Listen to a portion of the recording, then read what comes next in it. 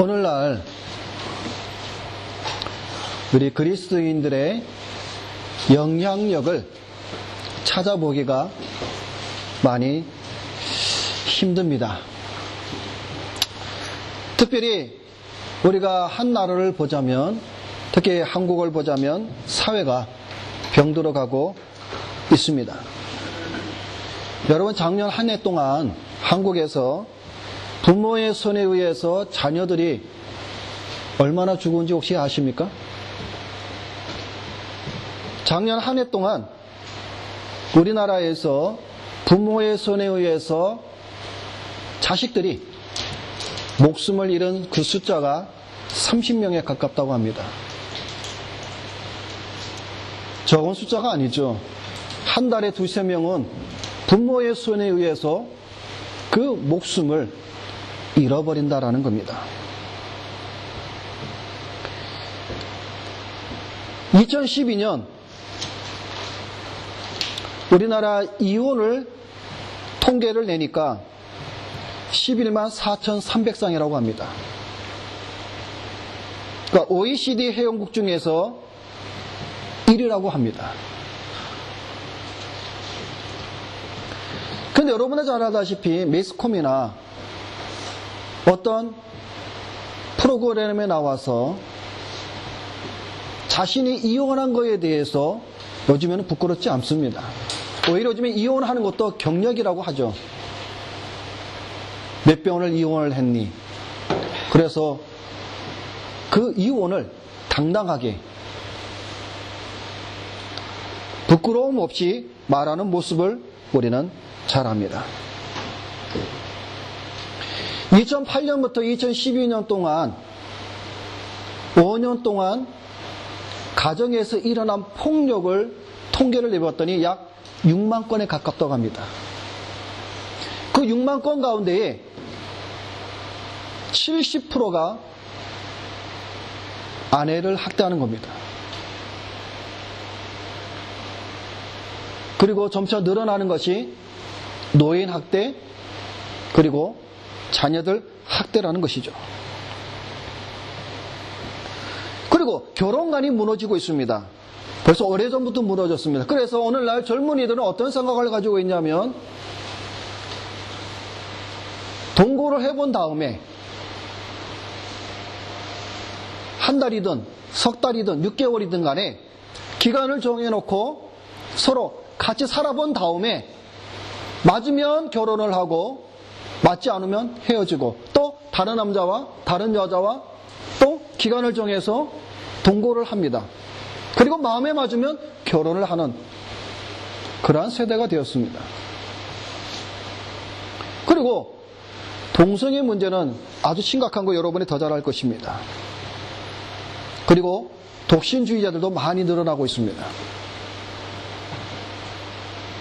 이러한 사회적인 병폐를 볼 때에 사회가 병들어가고 있음을 우리가 쉽게 추측을 할 수가 있습니다. 근데 여러분, 한국이라는 나라가 인구가 약 5천만 명인데 오늘날 기독교인이 약 800만 명이라고 합니다. 그러면 나누어 보면 6명 내지 7명 가운데 한 사람은 기독교인이라는 것이죠. 그런데 6명에서 7명 중에 하나는 기독교인인데 사실 이거는 실상 적은 수는 아니죠. 적은 수는 결코 아닙니다. 그런데 사회 현상에서 일어나는 사건을 보면 날마다 늘어나는 것은 이러한 사건들이죠. 이혼율이 늘어가고, 성범죄가 늘어가고, 사회에서는 부정부패가 늘어나고, 모든 것이 다 죄와 악으로 점점 더 늘어난다는 사실이죠. 밤하늘의 서울 한거리를 보면 수많은 빨간 십자가가 서 있는데도 불구하고 늘어나는 것은 범죄라는 것이죠. 늘어나는 것은 가정이 파괴되고, 이러한 일들이 오늘 한국 사회에 근데 사실 이런 것은 한국 사회뿐만 아니라 전 세계의 어느 사회든지 간에 동일한 현상이라고 봅니다. 자, 그러면 이렇게 우리가 기독교인들이 적은 숫자가 아님에도 불구하고 왜 이러한 현상이 일어나는가 하는 것을 우리는 한번 되돌아보아야 한다는 것이죠. 우리 가깝게 우리가 사는 이 뉴멀든 지역을 한번 돌아봅시다. 우리가 사는 이 뉴멀든에도 공식적으로 제형 교회 협의회에 등록된 교회가 약 70교회가 됩니다. 그리고 우리 교회와 같이 거기 가입하지 않고 또 소규모의 그런 교회들까지 합치면 약 100교회가 됩니다. 사실 적은 숫자가 아니죠. 이 100교회가 되는 이 교회들 가운데에 우리가 사는 이 뉴멀든, 이 영국 사회에 끼치는 영향이 여러분 몇 %라고 여러분 생각을 합니까? 부끄럽지만 소금과 빛의 역할을 하지 못합니다. 그래서 어느 교회에 갔더니 그 교회는 뉴멀든에서 알아주는, 영국에서 알아주는 사기꾼들이 죄다 거기 앉아있더라라는 말도 들립니다. 여러분, 물론 교회 안에는 죄인들이 모이는 곳입니다. 그러나 죄인들이 모이는 교회 안에서 교회가 무엇을 해야 됩니까? 그런 사람들도 말하기를 뭐라고 말하면 당신의 종교가 무엇입니까? 라고 말하면 자기는 기독교인이라 이렇게 말을 합니다.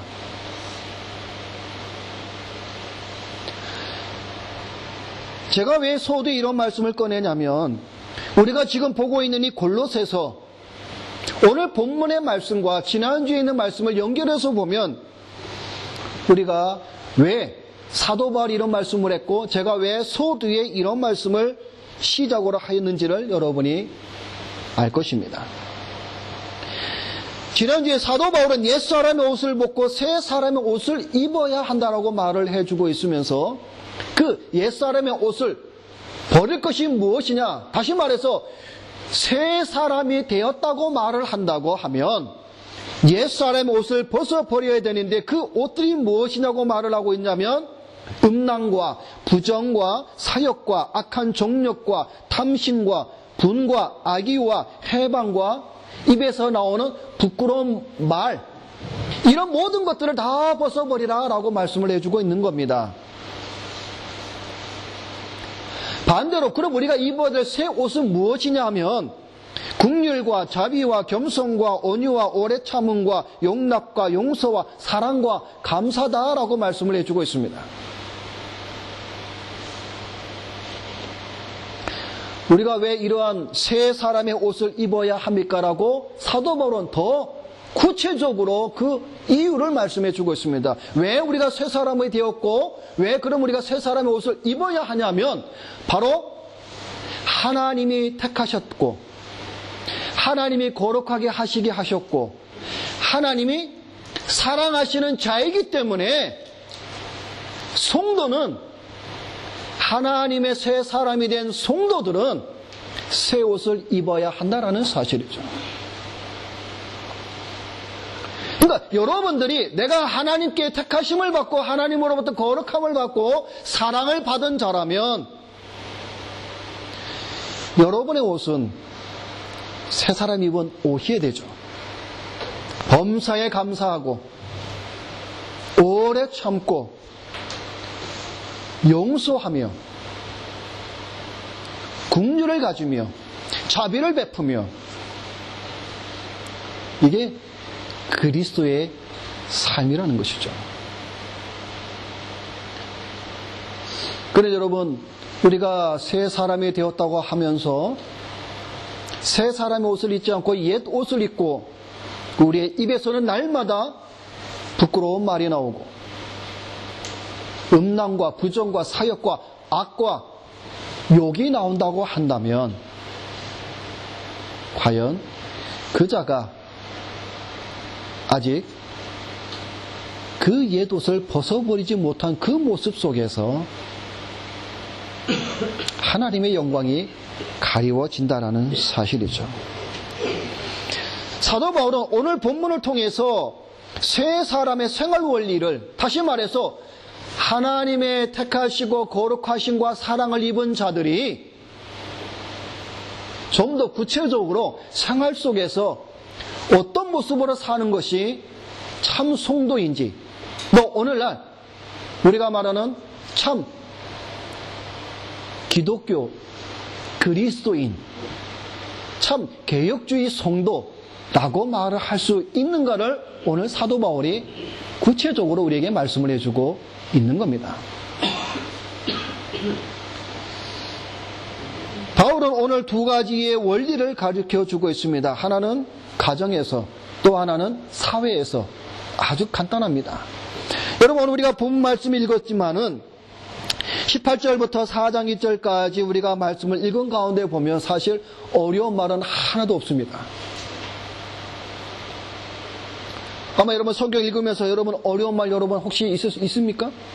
도대체 이 말은 너무나 어려워서 내가 이 말을 뜻을 이해하기 어렵다라는 그런 단어가 있었습니까?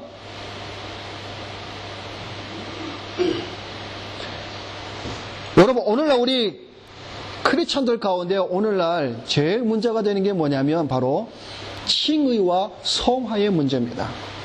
지금 기독교 신학사회에서도 지금도 논쟁이 되고 있는 것이 이 칭의와 성화의 문제인데, 여러분, 칭의와 성화는 하나의 개념입니다, 여러분.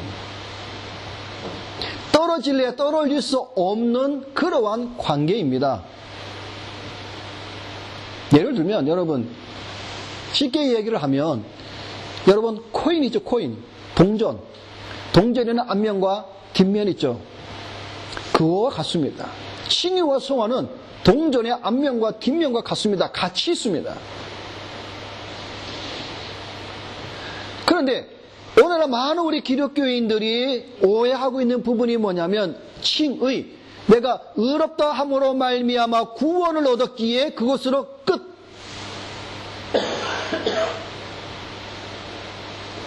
성화의 삶이 없다라는 것이죠. 성화의 삶이. 왜?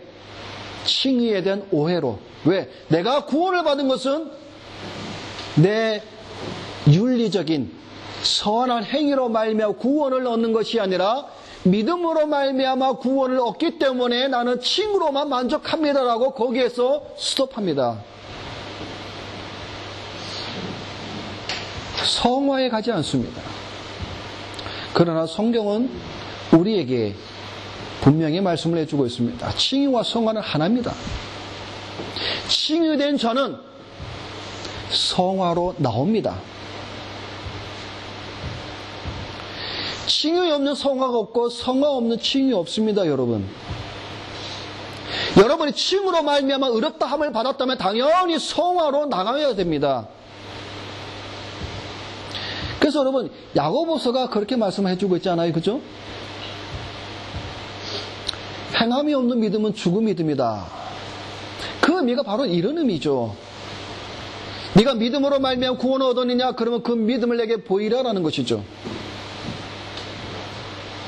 그 믿음으로 말미암아 구원을 얻은 그 성도는 하나님 앞에 거룩한 그 성화의 자리로 나아간다라는 사실이죠. 자, 그래서 오늘 먼저 이 사도 바울은 가정에서 관계를 말씀을 해주고 있습니다. 생활의 원리 보면은 첫째는 부부 간의 관계, 두 번째는 부모와 자녀들과의 관계 딱 둘입니다. 여러분, 우리 신앙에 있어서의 가장 중요한 최소한의 조직은 가족입니다. 가족.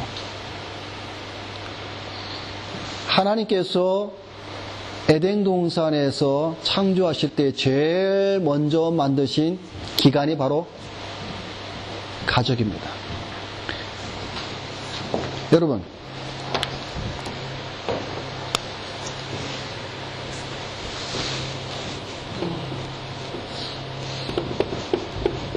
이게 뭐죠? 보이세요? 태민아, 이게 뭐지? 역시 영어 본토 발음 나오는구나. 예. 패밀리지, 그지? 예. 여러분 혹시 패밀리의 혹시 어원을 아셔요? 패밀리가 무슨 말인지?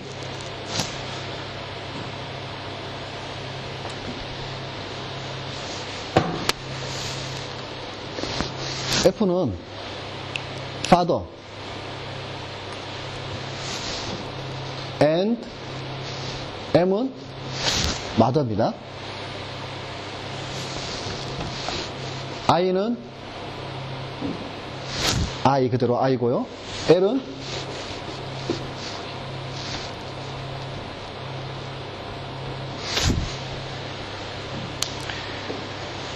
father and mother, I love you가 패밀리입니다. 아니, 왜 웃어요? 아, 맞다니까. 목사님이 지연의 생각. 아니에요. 진짜요. 패밀리가 이 어원이 자녀들이 가족 안에서 엄마와 아버지와 자녀들이 서로 사랑하는 관계의 그 조직이 가정이라는 겁니다.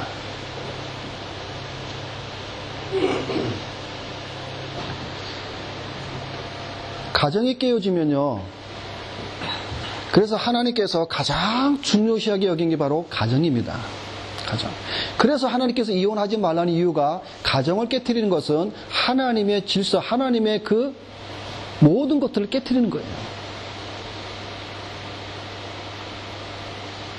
그러니까 아버지와 엄마와 자녀가 서로 I love you, 서로 사랑하는 관계가 가정입니다. 자, 그 가운데서 먼저 오늘 바울은 먼저 아내와 남편의 부부의 관계를 설명해 주고 있죠. 그래서 오늘 보면 18절 말씀에 뭡니까? 아내들은 남편에게 복종해라 말씀을 해주고 있습니다. 우리 김 집사님 또 목에 힘주시네.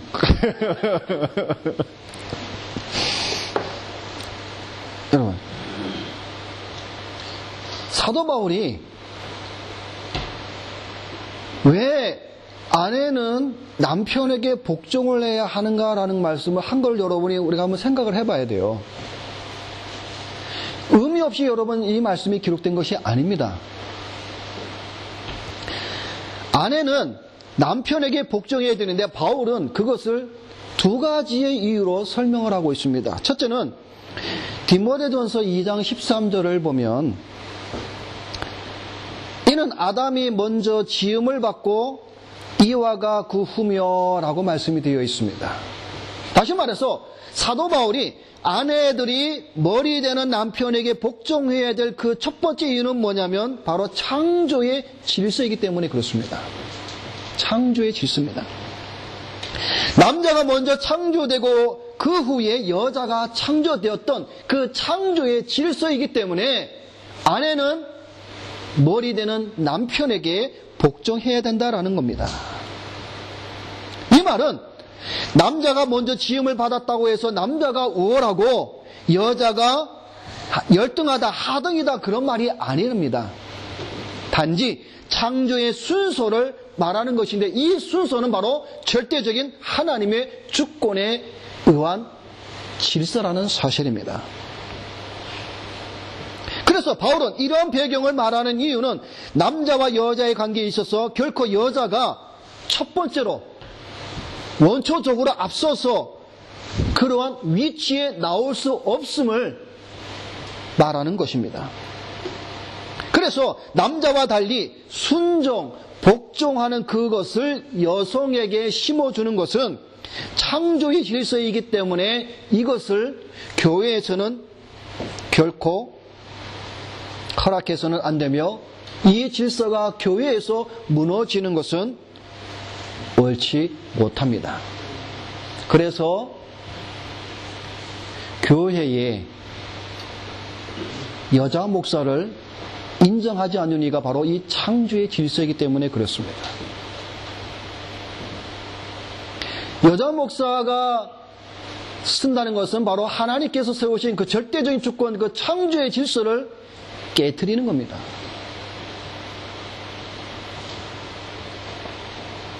여자가 남자를 섬겨야 하는 것은, 복종해야 되는 것은 바로 남자가 여자보다 먼저 창조되었다라는 사실입니다.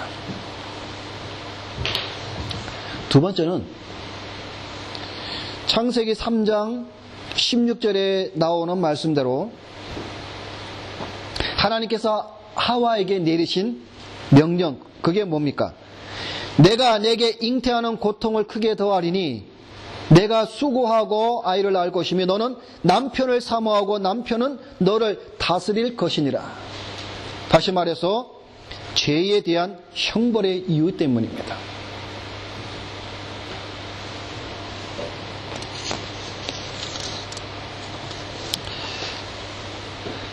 그러니까 아내가 남편에게 복종하는 이유는 두 가지입니다. 창조의 질서와 그 죄에 대한 형벌로 그 하나님의 말씀에 순종하여 아내는 남편에게 복종을 하는 겁니다.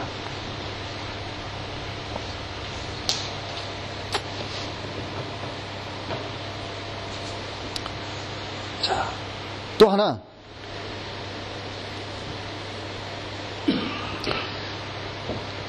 고린도전서 11장 3절에 보면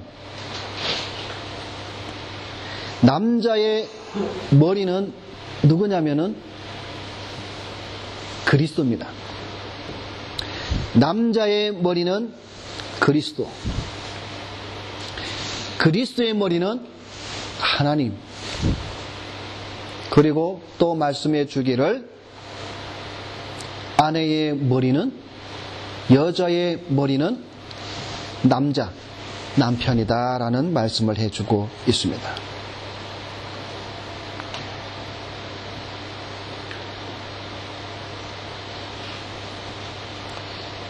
이것도 하나의 질서죠.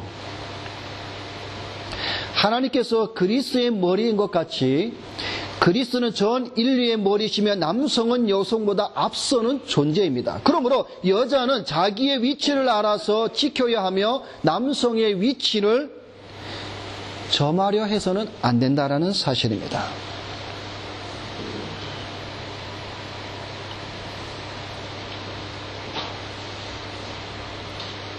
근데 여기서 알 것은 여자들은 주 안에서 복종해야 된다는 것이죠. 주 안에서. 무조건 남편의 말이라고 다 복종하는 것이 아니라 주 안에서 복종하라는 겁니다. 이게 질서입니다, 여러분.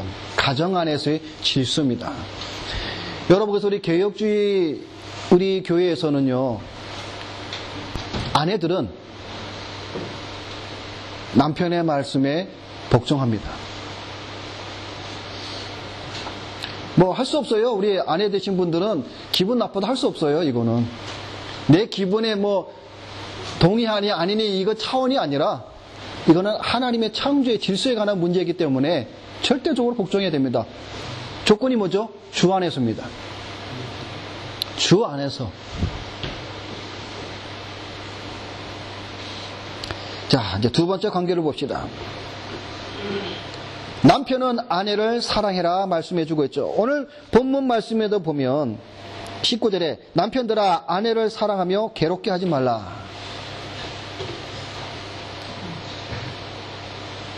여러분, 에베소서 5장 28절에 보면 이렇게 말씀을 해주고 있습니다. 이와 같이 남편들도 자기의 아내 사랑하기를 제 몸같이 할지니 자기 아내를 사랑하는 자는 자기를 사랑하는 것이라. 그리스도께서 몸된 교회를 사랑하셨듯이 남편들은 아내를 이와 같이 사랑해야 됩니다. 그래서 구체적으로 뭐냐면 제 몸같이, 내 몸같이 사랑하라고 말씀을 해주고 있는 겁니다. 여기서 여러분 한 가지 할 것은 아내가 남편에게 복종하라는 말보다 어떻게 보면 더 큰 것이 바로 남편이 아내를 사랑하는 것, 그것이죠. 내 몸같이. 그리스도께서 교회를 위하여 자신의 몸을 내어주듯이 남편들도 아내 사랑하기를 자신의 몸과 같이 사랑하고 돌보라는 것이죠. 그러면서 하나 더 조건이 붙었죠. 뭐라고 말씀해주고 있죠? 괴롭게 하지 말라. 괴롭게 하지 말라라는 것이죠. 그러니까 힘들게 하지 말라는 것이죠. 다시 말해서 아내를 사랑하되 괴롭게 하지 말고 사랑하되 에로스적인 사랑이 아닌 아가페적인 사랑으로 아내를 사랑하라라는 것입니다. 이 아가페적인 사랑이 뭐냐면 주께서 값없이 뭐예요? 자신을 죽기까지 그리스도를 사랑한 것처럼 이와 같은 사랑을 하라는 것이죠. 여러분, 왜 남편이 아내를 내 몸같이 사랑해야 하는가? 그것은 바로 창세기에 나오는 말씀처럼 한 몸이기 때문에 그렇습니다. 한 몸. 그리스도와 교회가 하나인 것 같이 남편과 아내들은 부모를 떠나서 하나가 된, 그래서 남편이 되고 아내가 되었기 때문에 한 몸이기 때문에 사랑해야 한다라는 사실입니다. 이게 질서입니다.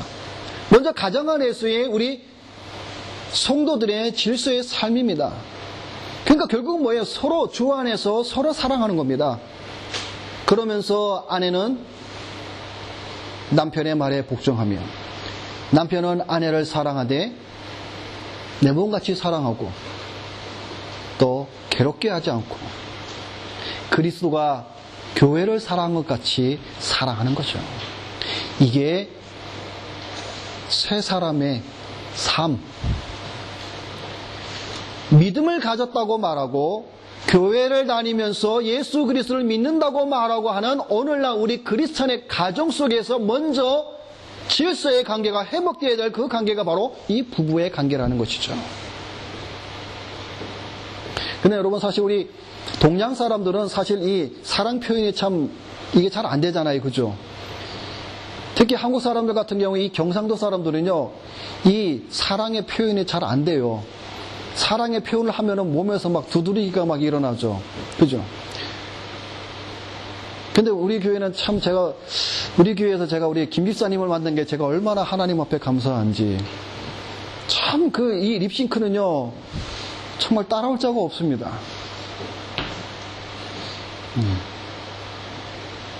근데 여러분, 그 립싱크지만은 그게 때로는 우리에게 필요해요. 우리 크리스찬에게. 이왕이면, 그죠? 좋은 말을 많이 하잖아요. 여러분, 우리 안창호 선생님이 하루라도 책을 읽으면 입에 가시가 돋듯이 우리 집사님 항상 그런 말씀 하시잖아요. 하루도 내가 당신을 안 보면 내 입에 가시가 돋는다는 그런 말을 많이 하잖아요.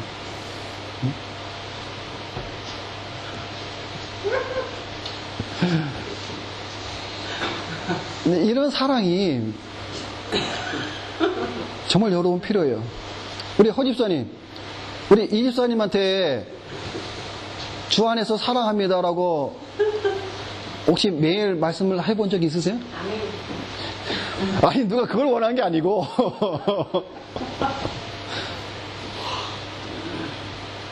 그래서 제가 사실 저도 사실 목회자도 사실 이런 말씀을 준비할 때마다 솔직히 많이 찔려요. 저도 사실 집사람한테 주 안에서 내가 당신을 사랑합니다라고 말한 적이 사실 많지가 않아요. 말을 못해요. 근데 그런 게 있잖아요. 그죠? 마음은 자꾸 똑같은데 이게 입에서 안 나오는 거예요. 이게 입에서. 제교육 받으셔야 내가 주 안에서 당신을 사랑합니다. 근데 여러분, 근데 이게 필요해요.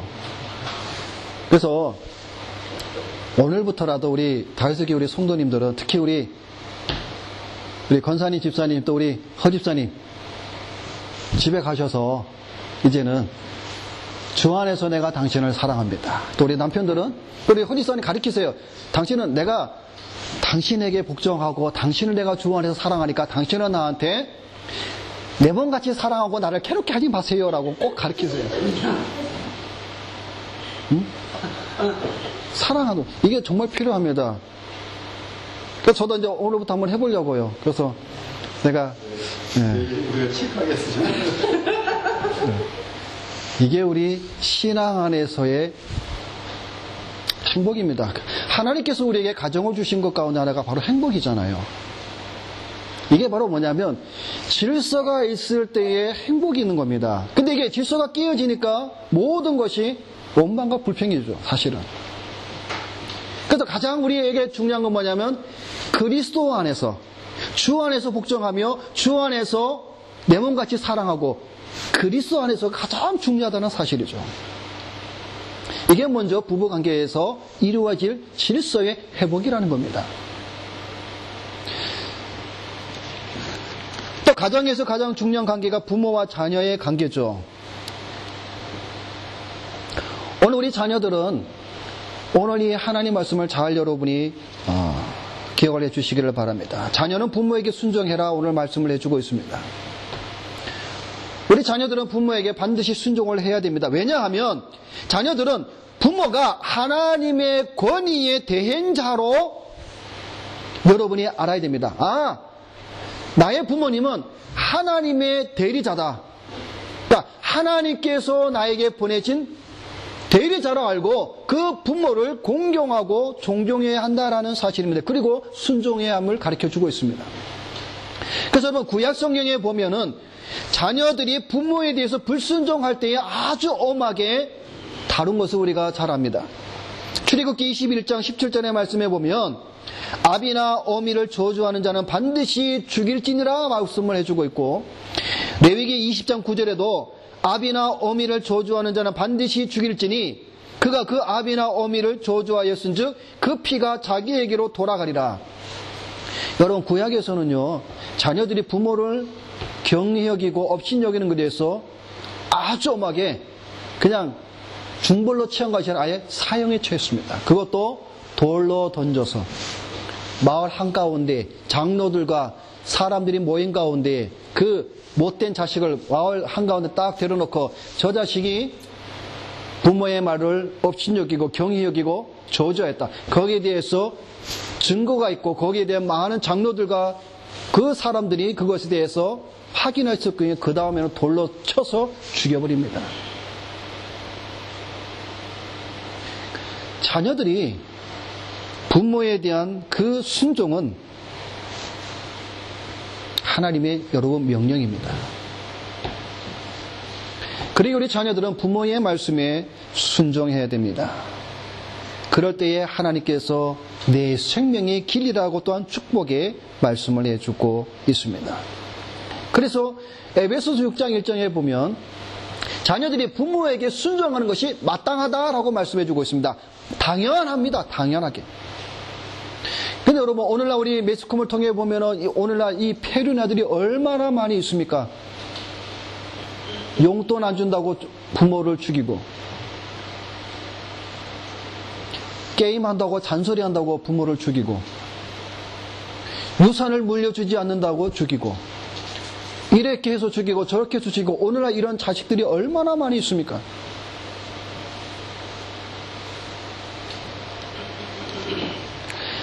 부모에게 공경하고 순종할 때 무조건 맹종하라는 것 아닙니다. 이것도 마찬가지로 주 안에서 순종해야 됩니다. 우리 자녀들도. 무슨 말인가 하면 부모들이 때로는 나쁜 것을 시키고 악한 것을 시킬 때에 또 신앙적으로 하나님 앞에 올바르지 않은 것을 시킬 때에 자녀들은 당연히 거부할 권리가 있습니다. 물론 부모들이 자식들에게 뭐 어디 가서 물건 훔쳐와라, 어디 가서 누구를 사람을 죽여라, 어디 가서 나쁜 짓 해라 가르치는 부모는 없을 겁니다. 그러나 때때로 어떤 부모들은 악한 것을 시킬 때도 있어요. 또 우리 자녀들 가운데 믿음 생활을 하는데 부모들이 믿음 생활이 약하다 보니까 때로는 신앙에 어긋난 일을 시킬 때도 있습니다. 그럴 때도 우리 자녀들은 주 안에서 순종함을 여러분이 배워야 돼요. 내가 그 부모의 말에 순종했을 때 과연 하나님이 기뻐하셨을까? 주 안에서 우리 자녀들도 이것이 중요함을 여러분이 꼭 기억을 하기를 바랍니다. 자, 다른 방면으로 부모는 또한 자녀를 노엽게 해서는 안 된다라고 말씀해 주고 있습니다. 오늘 21절에 보니까 아비들아 너희 자녀를 경록해 하지 말라.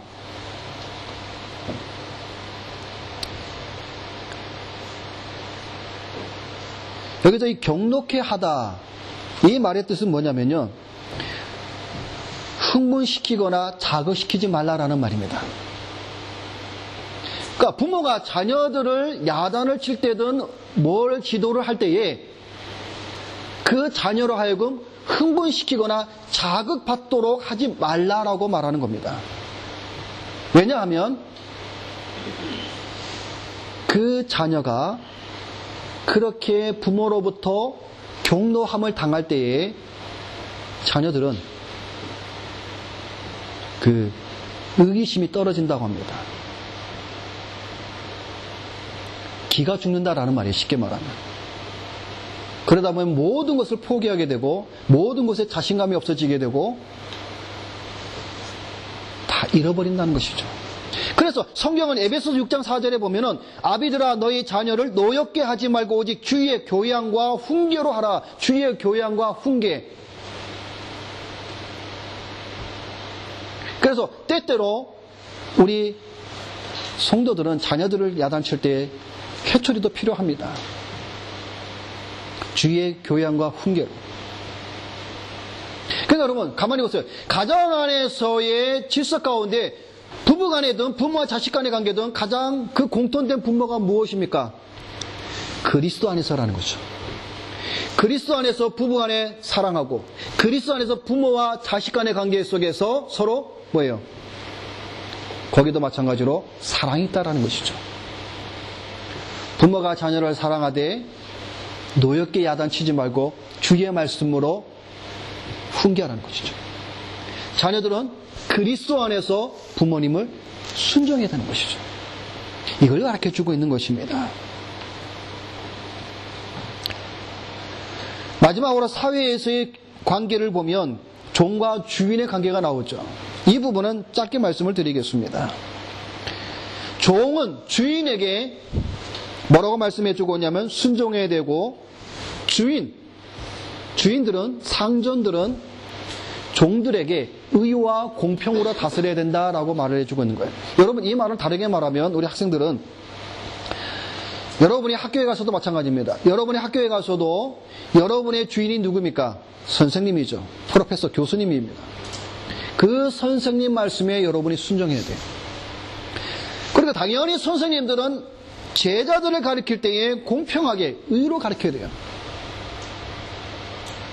또 우리 학생들이 나중에 사회에 나가서 직장 생활을 할 때에 어느 컴퍼니나 어느 회사에 가서 일을 할 때에도 여러분의 위에 윗사람이 있을 겁니다. 그 윗사람에게 공경해야 됩니다. 순종해야 돼요. 그 윗사람은 당연히 아랫사람들한테 의와 공평으로 또 다스려야 됩니다. 이건 아주 심플하고 단순한, 여러분이 너무나 잘 아는 그러한 다 아는 내용입니다.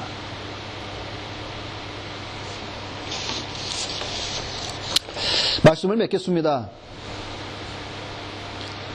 우리가 참 성도요, 참 크리스찬이라고 말을 할 때에 우리 가정에서 특별히 잘 서야 합니다. 복종은 아내들의 의무이고 아내를 내 몸같이 사랑하는 것도 남편의 의무입니다. 그리스도 안에서요. 부모는 자녀를 주의 말씀으로 훈계하고 자녀들은 부모에게 순종하는 것이 당연한 의무입니다. 듀티죠. 이러한 질서의 관계가 온전히 설 때에 바로 하나님의 나라가 확장이 되는 것이고 참 행복이 있는 것이고 참 성도의 생활의 원리라고 말할 수가 있는 겁니다. 오늘 이런 것들이 교회 안에 있는 성도들의 가정부터 이것이 되어지지 않으니까 오늘날 교회 안에 수많은 가정이 있어도 이혼을 하고 가정이 파괴되고 자녀들이 탈선을 하고 사회는 악으로 점점 더 많은 범죄와 악으로 날마다 그 통계가 더 늘어나고 바로 가정이 무너지기 때문에 그렇습니다. 그래서 오늘 우리가 여러분들이 이 말씀 우리가 다시 한번 생각을 하면서 그리스도 안에서 사랑합시다. 그리스도 안에서 복종합시다. 그리스도 안에서 내 몸같이 사랑하고 자녀들을 가리키고 자녀들은 부모를 순종하는 우리 다윗의 교회 우리 모든 성도들이 되시기를 주님의 이름으로 부탁을 드립니다. 기도하겠습니다.